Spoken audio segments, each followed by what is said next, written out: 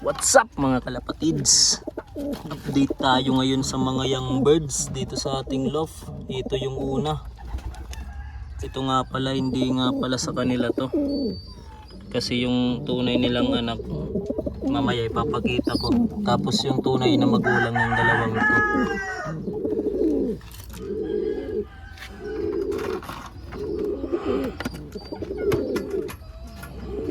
Saraduhin lang natin, baka makawala.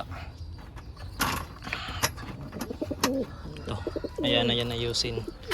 Tapos dito pala, ito may dalawa tayo dito. Yan sila. Yung blue bar na yan, ampon lang yan. Tapos ito, yung ama naman ng puti dito sa baba, si George. Yan yung ama, si George. Pinaris ko na dito sa bagong blue bar. Wala pa yung itlog. Next tayo. Yun, bali apat na yung inakay. Tapos meron pa tayo dito sa loft.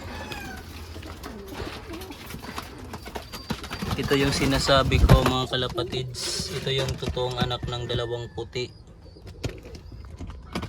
Kasi ito naman yung inanong blue bar at red bar. Kasi ito yung asawa niya.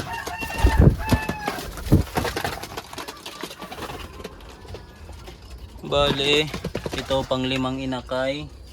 Tapos meron tayo dito. Ito naman yung ama. Ito pang anim na inakay. Tapos ito yung first clutch nga pala nila. Tapos ito may second clutch na naman sila. Kakapisa lang kahapon. Yan, bali dito meron din tayo dito. Pero isa lang yung sa akin dito.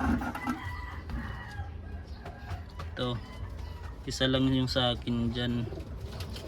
Kasi tag-isa kaming kalapati dito. Tapos nagparis.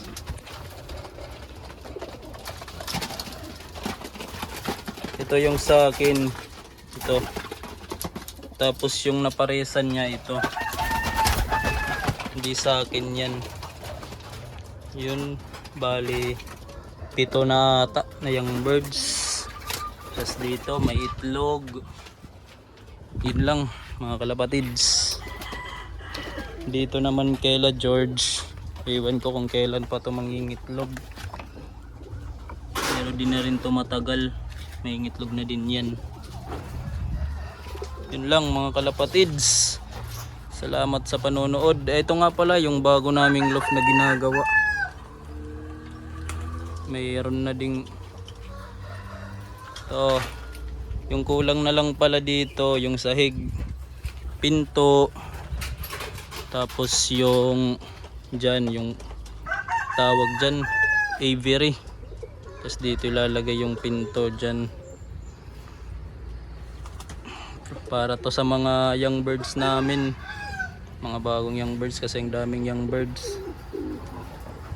Yan lamang mga kalapatids. Bye!